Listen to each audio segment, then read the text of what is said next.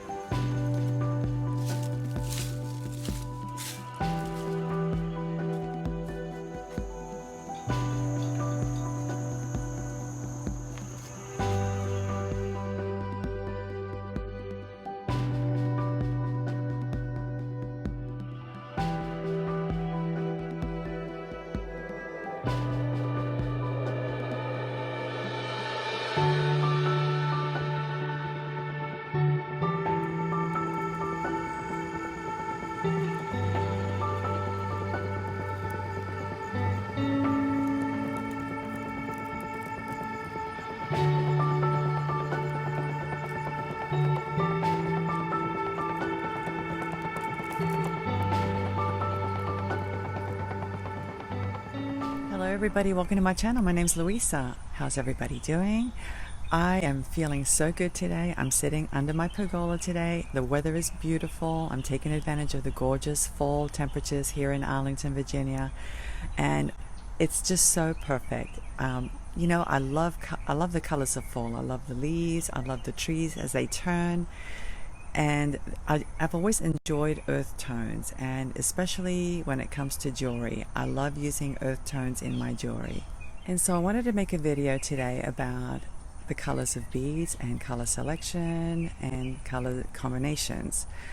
It's very challenging sometimes. I don't care how advanced you are, whether you're a beginner or whether you're advanced, it's very challenging to select the correct color combinations for your jewelry. And the reason it's challenging is because beads present themselves differently depending on what kind of lighting you have, whether it's indoors, outdoors. They also present differently if they're gemstones or crystals, or if they're artificial beads versus natural stone. So there are a lot of different things that can affect how beads look and how you perceive the colors. I made a video a while ago about using the color wheel, and although it's a great tool, it's not a miracle tool, okay? It doesn't really tell you exactly how to combine colors. It gives you some guidelines, but you know, as far as complementary colors, monochromatic colors, that sort of thing. But when you go to select your beads, it's a whole different thing, okay? You can look at a bead and think it's a certain color when it isn't. Recently, with the latest Bargain Bead Box collection, I received a huge jasper focal bead. I don't know if you guys have seen my video of my finished jewelry pieces. So I opened up my Bargain Bead Box. It was late at night, and I pulled out the jasper focal bead, and I was a little disappointed because it looked plain green to me. I could not see any other colors on this bead. And so I started designing, and I made a Tree of Life design using some pale blue, bluish greenish coin beads. But then when I took it outside, I realized that the green focal bead, the jasper bead that I thought had no other colors on it, actually did have some other hues. They were very subtle, but they were there. So anyway, it was a little surprising to me because I honestly could not see anything with the artificial lights. But they were very subtle earth tone colors, and had I noticed that before making the Tree of Life, I may have chosen different beads. I don't know. But it really matters, you know, it matters what type of beads you choose, what type of accent beads you choose, because if they don't coordinate well with the main focal beads, then your piece is not going to look as good as it could. So anyway, you know, some beads are transparent, some are opaque, some are a mixture of the two, some reflect more light than others. There are so many factors that you need to consider when you're selecting your colors. And I should have known better because I've had quite a bit of experience with color, not so much in jewelry, but in other forms of art. Back in the early 2000s, doing murals, and I was doing faux finish on walls. And so many times I would do multiple sample boards for my customers so that they could take the sample boards in different lighting to see the color of the paint. The color of the paint changed with whatever lighting the customer had. So if they had more natural lighting in the room, the paint would be different, the color would be different. If they had fluorescent or warmer light bulbs, the colors would change. So I would do these sample boards, and we would take them into the different rooms, and the time of the day made a difference too. So I wanted them to see the color of the paint during different times of the day. I would take the sample boards into their homes, and I would let them keep the sample boards for a few days until they decided what color they wanted. So anyway, getting back to jewelry. So beads are very similar. They change depending on the light, and the only way to see what's really in that bead as far as the colors and striations and patterns and modeling, whatever it is that you're looking for, the only way to check it is if you take the bead outside and take a look at it in sunlight. Okay, take a look at it in the shade. It looks completely different in the shade. So that's what I would recommend when you're selecting your beads and when you're curating your own collections of beads. And yes, you can be the curator of your own beads. You don't have to depend on beading supply companies to do it for you. You just have to go outside, take your beads outside, out in the sunlight, and see what beads go well with each other. It's not really as challenging as you may think. But trust me, take your beads outside, because you're going to see all kinds of things. You're going to see striations, you're going to see modeling, specks, you're going to see all kinds of hues, and the only way to see it is in natural light.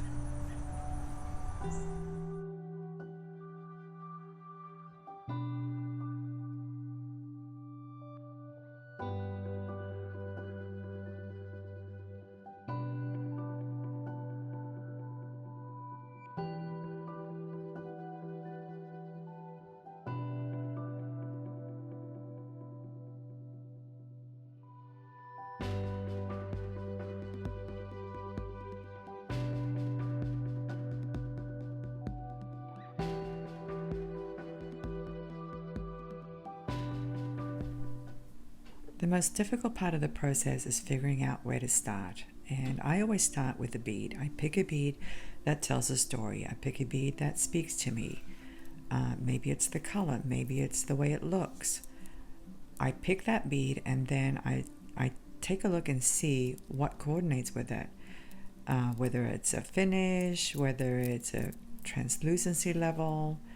I try to pick something that coordinates with that bead, whether it's a wash, maybe the bead has a bronzy wash, or a Picasso finish, and then I pick gemstones and other beads that coordinate, whether it's metallics, crystals, gemstones. You can find something that ties the whole thing together, and something that coordinates with that main bead. And then I just pick my metals. I pick accent beads. I pick spacer beads that coordinate, metal colors that coordinate, and that's how I start the process. Once you've selected beads and you think you know the path you're going to take, and of course you've taken your beads outside and you know they go well together. So once you've done that, then if you're still not sure, pull out your color wheel and take a look and see if the colors coordinate. And as you can see, the green and the red are across from each other, so they're complementary. So according to the color wheel, this combination of colors looks really well together. And then I start building my components. Of course, you have to decide whether you want to string the beads or build components using wire. That's another design decision you have to make. And that adds to the look of your piece. So there are various steps you have to take, not just selecting beads. You have to figure out how you're going to assemble the whole thing. But bead color selection can be one of the most difficult parts of the process. figuring out what beads go well together, finding color palettes can be very, very challenging, and it can make a difference in how your finished piece looks. What I like to do a lot is I like to go out in nature because nature gets it right every single time, okay? Go out in nature and look at your surroundings. Look at the flowers and the colors of the leaves. And if you're at the beach, look at the sand colors. There are multiple colors in sand. So go out in nature and look at the combinations. Try to look at the shapes and the shadows and lights. Don't necessarily look at the objects because it'll throw you off, okay? Look at the shapes. Look at the way the light shines on the leaves, the reflections on the water, the reflections on stones. Look at the tree. Look at the bark on a tree, the light and the shadows of the bark. So don't look at the tree. Don't look at it for what it is. Look at the shapes, the colors, the hues, the shadows, the highlights. Look at everything but the actual object. And once you learn how to do that, it's going to be so much easier to come up with color combinations for your jewelry.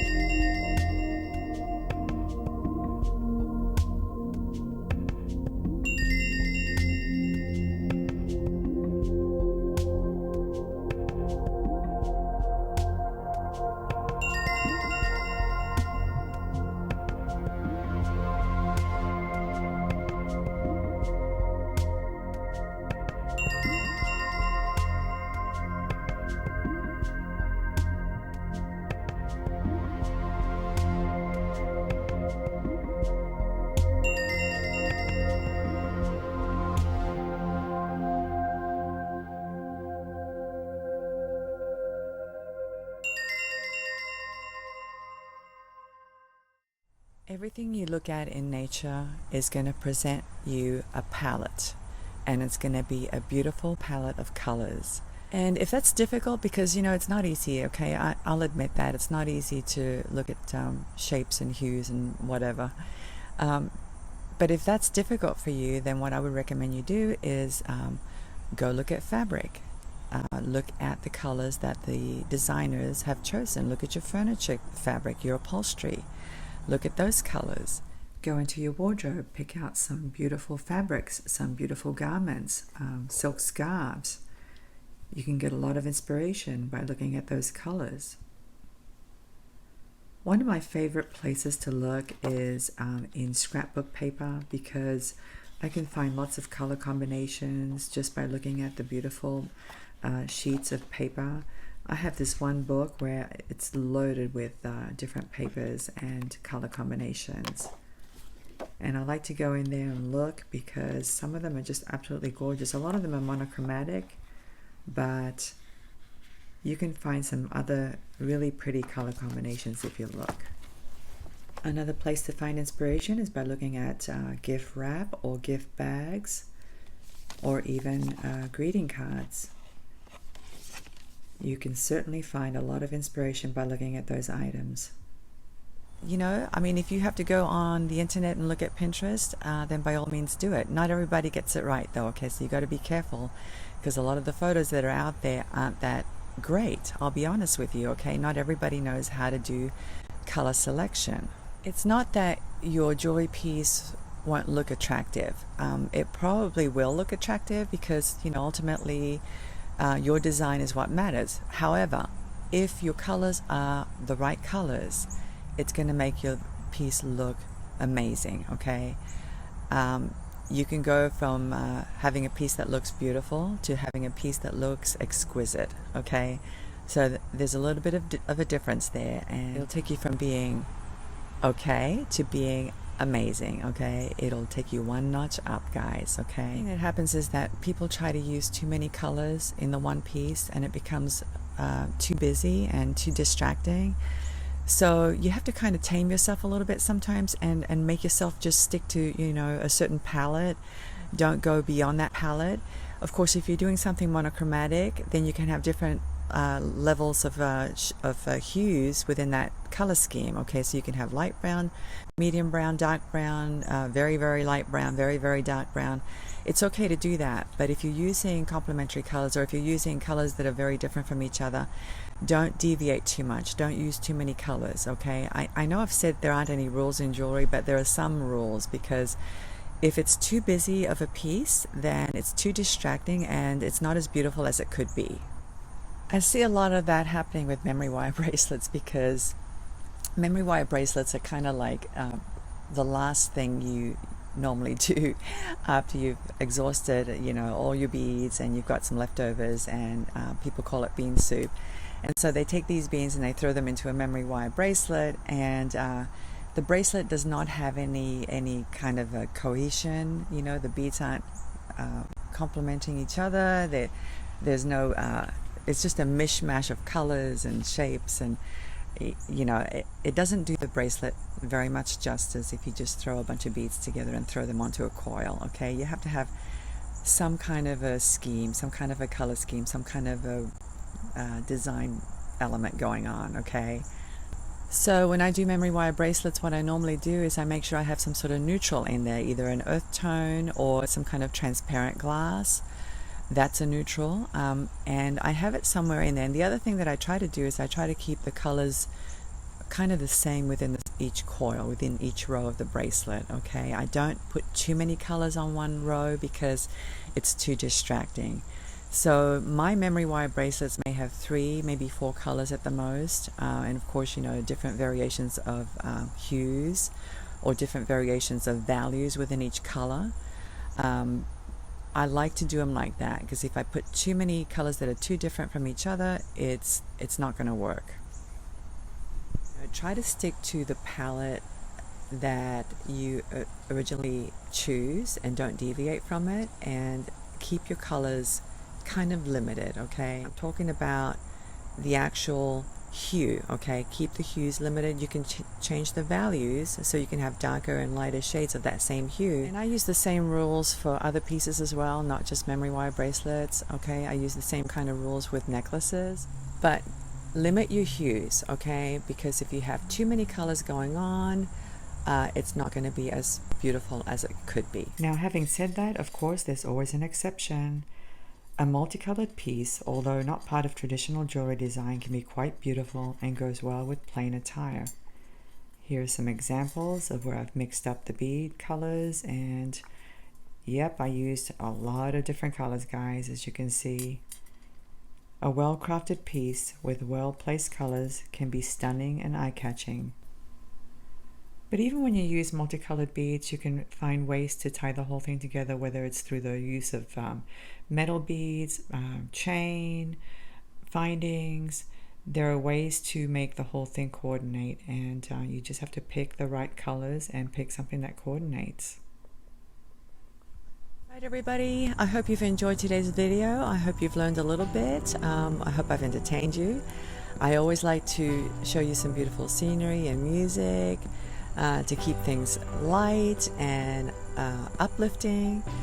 Anyway, thank you so much, guys, for watching my videos. Thank you for subscribing, and I'm looking forward to seeing you again. Bye.